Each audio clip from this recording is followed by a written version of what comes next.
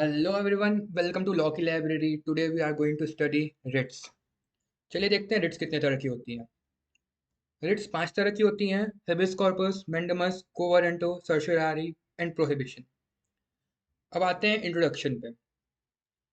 ये रिट्स कहाँ दी गई हैं? रिट्स दिए हैं आर्टिकल 32 और 226 ऑफ इंडियन कॉन्स्टिट्यूशन में। रिट्स का मतलब होता है a remedy. We have many rights in Indian constitution to protect these rights. We have writs. By the use of these writs, we can approach the higher court if our fundamental rights get violated. हमारे constitution में हमको बहुत ढेर सारी fundamental rights दी गई हैं। उस fundamental rights को प्रोटेक्ट करने के लिए हमको ये रिट्स दी गई हैं। By use of this writs हम हाई कोर्ट के पास जा सकते हैं, और अगर हमारा फंडामेंटल राइट वॉलेट होता है तो, और हायर कोर्ट से कोई भी ऑर्डर डिमांड कर सकते हैं अपने फंडामेंटल राइट्स के प्रोटेक्शन के लिए। अब हम पढ़ेंगे आर्टिकल 32 और 226। अब देखते हैं आर्टिकल 32। आर्टिकल 32 में बोला गया है कि अगर हमारी फंडामेंटल राइट्स वॉलेट हो रही है तो हम डायरेक्टली सुप्रीम कोर्ट जा सकते हैं और कोई भी ऑर्डर डिमांड कर सकते हैं अपनी फंडामेंटल राइट्स को बचाने के लिए। सेम इन 226 हाई कोर्ट के पास पावर होती है कोई भी ऑर्डर पास करने के लिए फंडामेंटल राइट्स के प्रोटेक्शन के लिए। बट आर्टिकल 226 का जुरिडिक्शन बहुत लार्ज होता है इन कंपेयर टू 32, क्योंकि हाई कोर्ट के पास पावर होती है रिट्स इशू करने की किसी भी अथॉरिटी के लिए। ये रिट्स का यूज़ करते हुए हम सीधे सुप्रीम कोर्ट जा सकते हैं, बट हमको कोर्ट को वैलिड रीज़न और ग्राउंड देना बताना पड़ेगा कि हम सीधे सुप्रीम कोर्ट क्यों आए हैं और पहले हम हाई कोर्ट क्यों नहीं गए हैं। बी आर अम्बेडकर ने आर्टिकल 32 को heart and soul of the constitution कहा था। इसलिए आर्टिकल 32 ऑफ द कॉन्स्टिट्यूशन बहुत इंपॉर्टेंट पार्ट हो जाता है पूरे कॉन्स्टिट्यूशन का। अब आते हैं अपनी पहले रिट पे, writ of habeas corpus. This writ will be issued by the court for the release of a person detained illegally. ये रिट क्या होती है? अगर कोर्ट को लगता है कि कोई भी पर्सन डिटेन हुआ है, वो भी इनलीगली, तो कोर्ट ये रिट इशू करती है।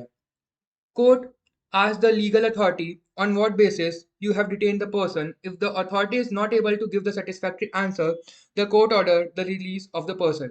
कोर्ट जो होती है वो लीगल अथॉरिटी से पूछती है कि आपने इस पर्सन को ऑन व्हाट बेसिस डिटेन किया है। अगर वो अथॉरिटी एक रीजनेबल एंड सेटिस्फैक्ट्री आंसर नहीं दे पाती है तो वो कोर्ट उस पर्सन का रिलीज ऑर्डर पास कर देती है। Second, mandamus. मैंडमस का मतलब होता है we command. This writ is issued by the higher court to the lower court or any public authority to perform its duty. इसमें क्या होता है, जो हायर कोर्ट होती है वो लोअर कोर्ट को या फिर किसी पब्लिक अथॉरिटी को अपनी ड्यूटी करने को बोलती है। कैसी ड्यूटी? इंट्रावायरस ड्यूटी। इंट्रावायरस ड्यूटी मतलब होती है इनसाइड द पावर।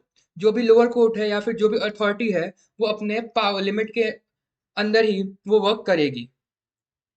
अब आ जाते हैं थर्ड पे, को warranto. By what authority? By issuing this writ, the court can ask any public officer by which authority you hold the office, and if the reason given by the public officer is not satisfactory, he is not eligible for the post, then the court can remove public officer. Court क्या करती है? किसी भी public officer से पूछती है कि on what authority you have holding this office. अगर वो पब्लिक ऑफिसर एक रीजनेबल एंड सेटिस्फैक्ट्री आंसर नहीं दे पाता है कोर्ट को, तो कोर्ट क्या करती है? उस पब्लिक ऑफिसर को उसके पोस्ट से रिमूव कर देती है।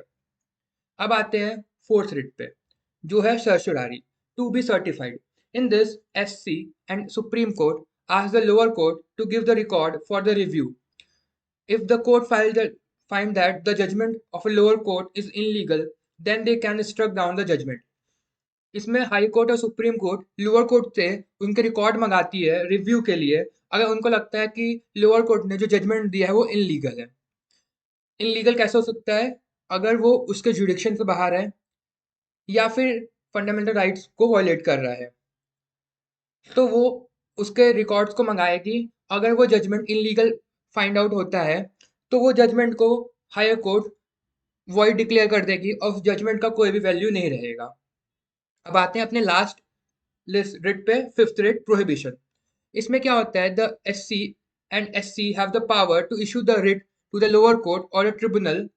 सुप्रीम कोर्ट और हाई कोर्ट के पास पावर होती है रिट इश्यू करने के लिए लोअर कोर्ट के ऊपर या फिर ट्रिब्यूनल के ऊपर। कब? जब वो अपने पावर से ज़्यादा एक्सरसाइज करें, या फिर वो कोई भी जजमेंट या कोई वर्क करें जो नेचुरल जस्टिस का अगेंस्ट हो, या फिर वो किसी का फंडामेंटल राइट्स वॉलेट कर रहे हों, या कोई भी वो लॉ ऐसा यूज कर रहे हों जो उनके जुडिक्शन में नहीं हो, वो अल्ट्रा वायरस लॉ हो। This writ of prohibition is issued before the court, before the judgment is delivered by the court. Once the court delivers its judgment, then the writ of certiorari will be issued. इसमें क्या होता है कि ये जो writ of prohibition है, ये judgement आने के पहले इशू की जाती है।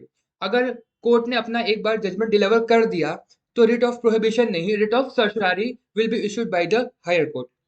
इसी के साथ आज का हमारा टॉपिक खत्म होता है। Thank you all of you to watch this video.